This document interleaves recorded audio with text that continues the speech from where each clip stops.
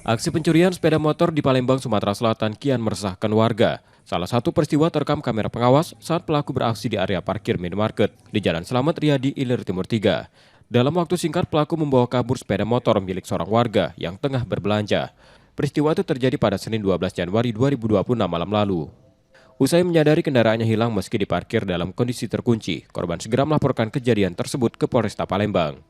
Awalnya tuh kami ini emang biasa buat malam, terus marketnya di Alfamart biasa. Kami galak biasa emang belanja di situ, tapi tidak tahu emang dasarnya balak apa cak bando.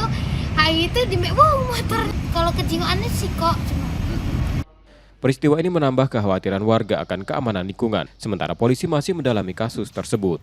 Yudi Kiswanto, Kompas TV, Palembang, Sumatera Selatan.